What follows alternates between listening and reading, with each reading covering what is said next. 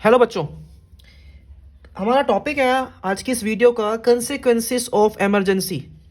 मैं गारंटी के साथ बोलता हूँ इस पूरी वीडियो में जो जो पॉइंट डिस्कस करूँगा ये सारे पॉइंट्स लिख के आना अपने एग्ज़ाम में। अगर क्वेश्चन आता है कंसिक्वेंसेस ऑफ इमरजेंसी, मैं लिख के दे रहा हूँ, आधा नंबर भी नहीं कटेगा, आधा पौना चौथाई नंबर कटेगा ही नहीं, फुल मार्क्स मिलेंगे, गारंटी के साथ कह रहा हूँ मैं आपको ये। बस इसका एक एक पॉइंट लर्न करना है और आपको डिट्टो वही आंसर जो है वो लिख के आना है। अगर आपको ऐड करना है you can add the headings, ठीक है ना। बाकी क्वेश्चन का आंसर आपको इसी प्रकार लिख के आना है। So our topic is consequences of emergency, यानी कि आपातकाल के परिणाम क्या हुए थे 25 जून के बाद, क्या क्या हुआ था हमारे देश में। तो सबसे पहला पॉइंट क्या आता है, स्ट्राइक्स वर बैंड। ठीक है, हड़तालों के ऊपर अब खुद हड़ताल लग गई थी, यानी कि स्ट्राइक को अब बैन कर दिया गया था। हमारे देश में किसी प्रकार की हड़ताल नहीं होगी। दूसरी बात, many opposition leaders were put in jail, यानी कि जो विपक्ष के नेता थे, जो धरना दे रहे थे, जो सत्याग्रह में आ रहे थे, उन सबको उठा के जेल में डाल दिया। ठीक है, इस पॉइंट के लिए, थर्ड पॉइंट के लिए you can use the heading press censorship. अब सवाल आता है, what is the meaning of this word. It means the government suspended the freedom of the press, यानी कि सरकार ने मीडिया को बोला कि आप जो कुछ भी छापोगे अपने अखबार में, उसको छापने से पहले आपको हमसे लेनी पड़ेगी परमिशन कि क्या छापें क्या ना छापें। इसी चीज़ को बोलते हैं प्रेस सेंसरशिप।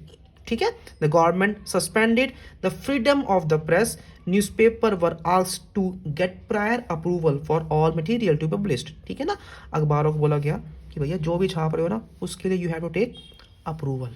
इसी चीज़ को हम लोग बोलते हैं प्रेस सेंसरशिप। नेक्स्ट पॉइंट पे, the government banned Rashtriya Swayamsevak संघ एंड जमात इस्लाम। ठीक है, हमारी सरकार ने कोई धार्मिक गड़बड़ी ना हो, कहते हैं ना कोई धर्म के नाम पे कुछ अड़ंगा ना हो जाए, कोई दंगा ना हो जाए, इसलिए आरएसएस और जमात इस्लाम को बैन कर दिया गया। Protest and strikes and public irritations were also disallowed. किसी प्रकार का धरना कुछ भी मतलब कुछ अलाउड था ही नहीं, एक तरीके से लगा लो वो भी एक तरह का लॉकडाउन था अपने समय का। वो इंदिरा गांधी वाला कोरोना का नहीं था, वो आपको एक तरीके से इंदिरा गांधी वाला लॉकडाउन था आपका ये। Most importantly next point, under the provisions of emergency, emergency में क्या हुआ, द वेरियस फंडामेंटल राइट्स, जो मौलिक अधिकार होते हैं, जो इंडियन कॉन्स्टिट्यूशन के पार्ट नंबर 3 के फंडामेंटल राइट्स होते हैं, किसके, जनता के, उनको सस्पेंड कर दिया गया था। Including the right of citizens to move to the supreme court for restoring their fundamental rights, यानी कि राइट टू कॉन्स्टिट्यूशनल रेमेडीज जो होता है हमारा, ठीक है ना, जिसके जिसके द्वारा रिट्स इशू होती हैं, उसको भी अब गवर्नमेंट ने सस्पेंड कर दिया था। ठीक है, नेक्स्ट पॉइंट पे, the government made extensive use of preventive detention. आप सभी जानते होंगे what is the meaning of this word. It means कि भैया अगर गवर्नमेंट को शक है किसी पर्सन पे कि वो खतरा है देश की शांति के लिए, तो उसको 3 मंथ्स के लिए अरेस्ट कर सकते हैं। तो इसी चीज़ को साक्षी मान के, इसी को आधार बना के गवर्नमेंट ने अनेकों बंदों को अरेस्ट कर लिया आपका ये। Under this provision people are arrested and detained not because they have committed any crime, ठीक है ना, उन्होंने कुछ गलती नहीं की थी, but on the apprehension that they may commit an offence. उन्होंने कोई हरकत नहीं की है, ना उन्होंने गुनाह किया है, वो गुनाह कर सकते हैं, ठीक है ना, देश की शांति में वो बाधा बन सकते हैं, इसलिए उनको अरेस्ट कर लिया गया था गवर्नमेंट के द्वारा, कांग्रेस गवर्नमेंट, इंदिरा गांधी सरकार। Next point, using preventive detention act, the government made large scale arrest during the emergency. Arrested political workers could not challenge their arrest through habeas corpus petitions. Right to constitutional remedies का इस्तेमाल आप नहीं कर सकते थे, allowed नहीं था आपको। और प्रिवेंटिव डिटेंशन यानी कि निवारक नज़रबंदी को यूज़ करके गवर्नमेंट ने ऑल ओवर इंडिया अरेस्ट किए। नेक्स्ट पॉइंट पे, many cases were filed in the high court and supreme court by and on the behalf of arrested person.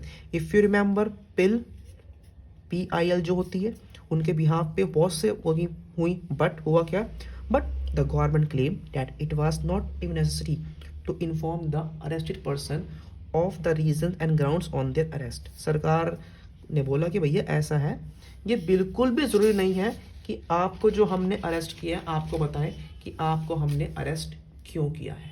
ठीक है भैया। Next point, several high courts gave judgments that even after the declaration of emergency, the courts could entertain a writ of habeas corpus filed by a person challenging his detention. अब यहाँ पे क्या होता है, देखो यहाँ पे एक ट्विस्ट कहानी में आता है। यहाँ पे ये आता है, यहाँ पे ये कह रहे हैं कि कुछ कोर्ट्स ने जजमेंट दिया था, ठीक है ना, कुछ कोर्ट्स ने हिबस कॉर्पस को किया था, मतलब उन्होंने एक्सेप्ट किया था। बट हुआ क्या, हुआ ये कि इन अप्रैल 1976 the constitution bench of the supreme court overruled the high court and accepted the government's plea. It mean that, इसका मतलब क्या था कि during emergency the government could take away the citizens rights to life and liberty.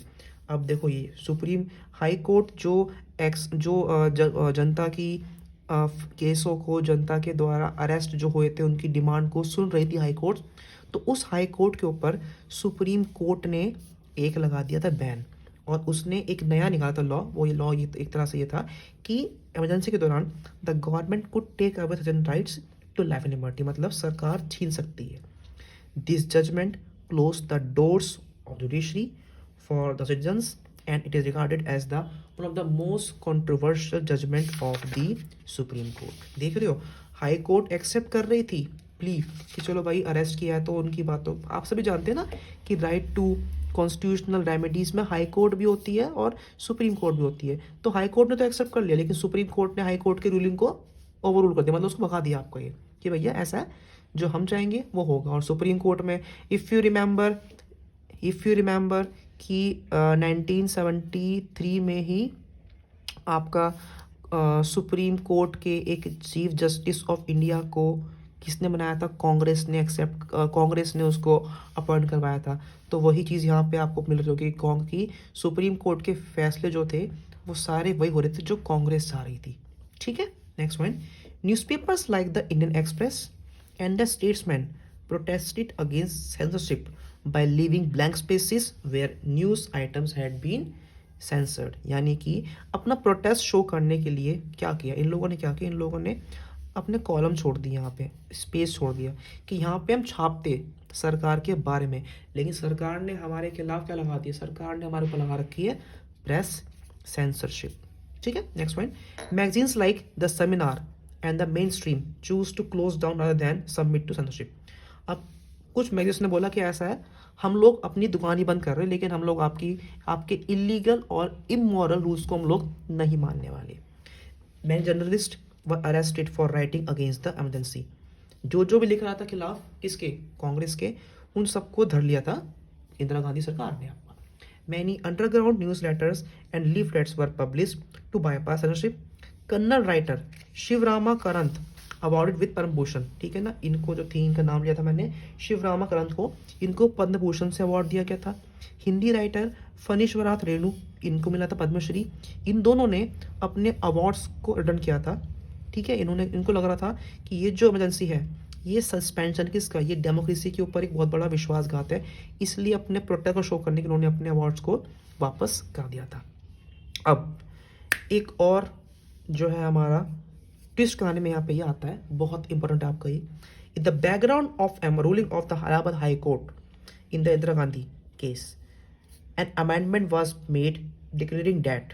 आप सभी जानते हैं कि जो राज नारायण ने केस फाइल किया था इंदिरा गांधी के ऊपर, कि इंदिरा गांधी ने अपने 1971 के इलेक्शंस में गवर्नमेंट सर्विसेज का इस्तेमाल किया है ना, वो जो केस हुआ था उस केस के खिलाफ, मतलब इंदिरा गांधी ने उस केस की जड़ ही मिटा दी थी। इंदिरा गांधी ने एक अमेंडमेंट पास किया, और वो अमेंडमेंट ये था कि जो प्राइम मिनिस्टर है, जो प्रेसिडेंट है और जो वाइस प्रेसिडेंट है, इनके इलेक्शंस के ऊपर कोई भी केस किसी भी कोर्ट में फाइल होगा ही नहीं। यानी कि president could not be challenge in the court. The 42nd amendment was also passed during the emergency. 42वां जो था अमेंडमेंट, आप सभी जानते हैं मोस्ट कंट्रोवर्शियल अमेंडमेंट था हमारा, जो ये भी इसी 1970s में आपका पास किया गया था। सो बच्चों, टॉपिक वाइज में अगर हम देखें तो हम लोगों ने टॉपिक पूरा कर लिया, जिसका नाम था क्या, इमरजेंसी के कंसेक्वेंसेस। ठीक है, एक लास्ट हमारा एक और हमारा पॉइंट जो आता है वो क्या आता है, among the various changes made by this amendment, one was that duration of the legislature in the country was extended from 5 to 6 year. एक और फैसला यहाँ पे आता है कि जो लोकसभा चुनाव होते थे ना 5 साल के, उसको अब 6 साल के लिए कर दिया गया था। This change was not only for the emergency period but was intended to be the of the permanent nature. ठीक है, इसको हमेशा उन्होंने परमानेंट करना चाहा था।